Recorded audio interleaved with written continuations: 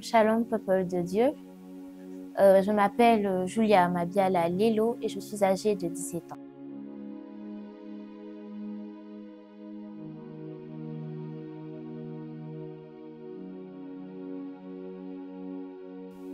Si je devrais commencer par quelque chose, je commencerai par ma naissance. Pourquoi? Depuis ma naissance, j'ai été une enfant assez inquiétante. Dans quel sens? Je n'avais pas une croissance stable. C'est-à-dire, je ne grandissais pas de manière normale. Peu importe la nutrition, peu importe les remèdes ou peu importe les méthodes utilisées, j'avais vraiment du mal à prendre du poids et j'avais vraiment du mal à grandir comme n'importe quel enfant normal le ferait en temps normal. Alors, mes parents pensaient que c'était juste l'enfance et que ça passerait au fil du temps. Tout le monde pensait ça. La famille, tout le monde le pensait aussi. Et moi-même aussi, je le pensais. Parce qu'il y avait des fois où je me disais que non, je ne suis pas assez commune, je ne suis pas comme les autres. Mais on me rassurait en disant que beaucoup de gens dans la famille sont comme ça. On finit toujours par grandir à une époque. Il y aura une période où tu finiras par grossir et tout ça. Les mots réconfortants seulement.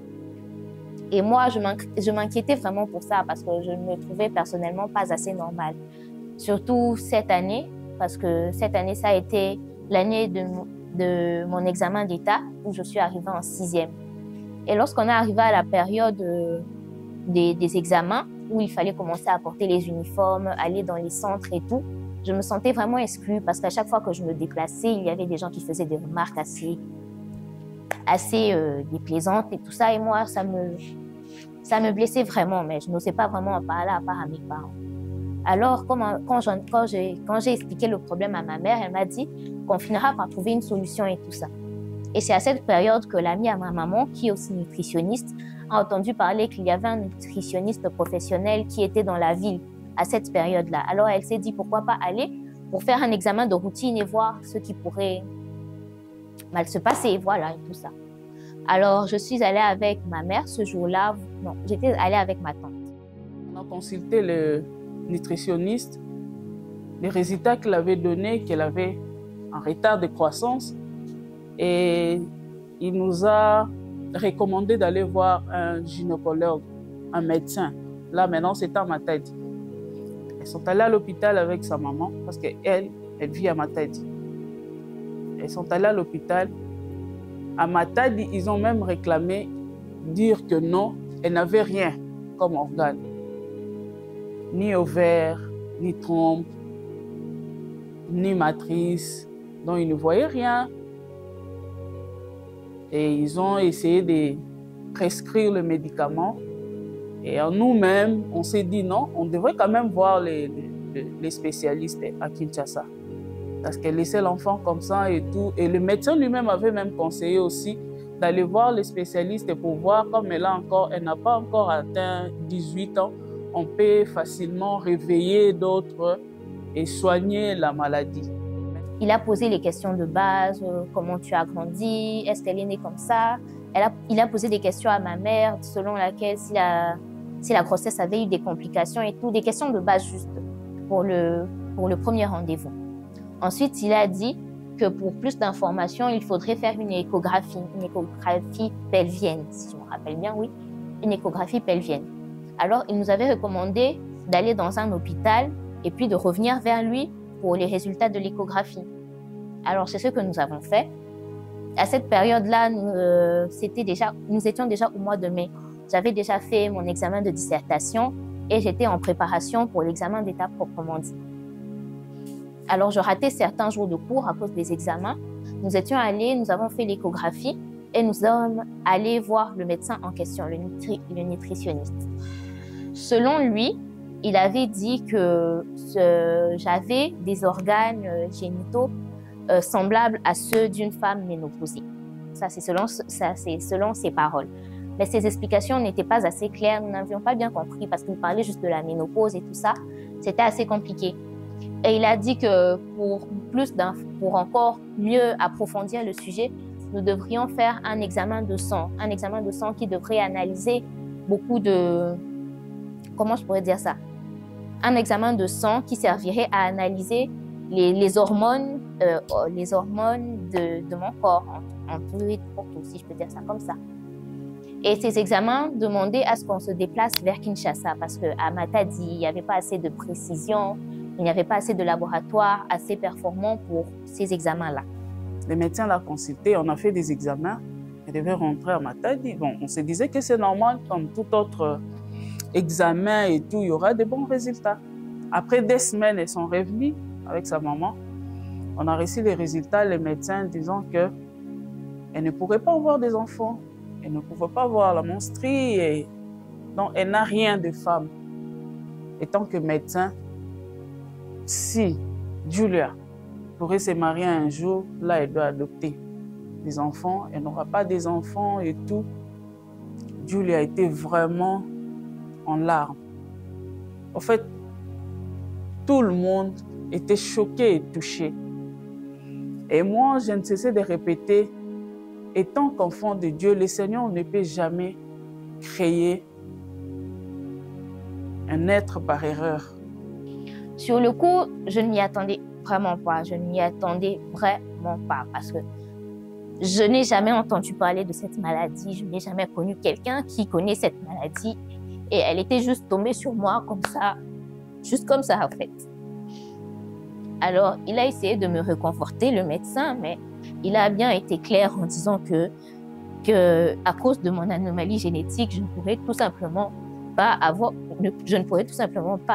espérer avoir un développement normal ou espérer plus tard avoir des enfants ou autre chose. En gros, il dit que je serais stérile.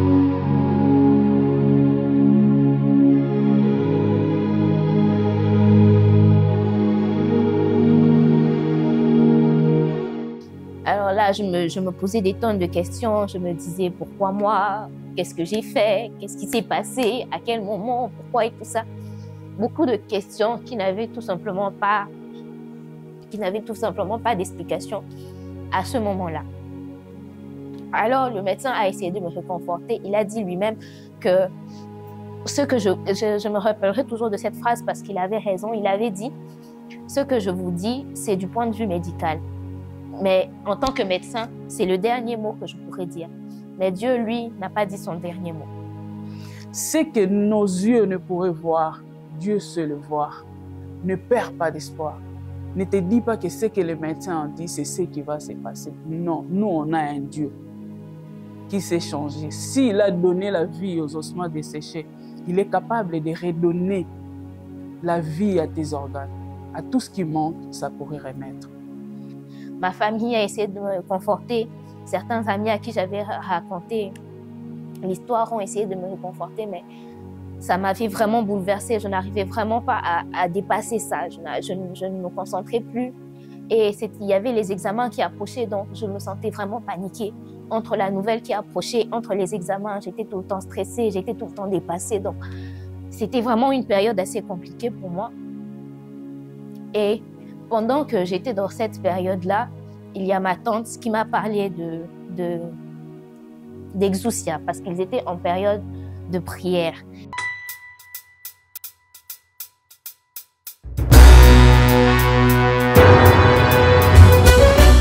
Ce pays n'a pas besoin de plus d'églises. Il a besoin de plus de Jésus-Christ de Nazareth.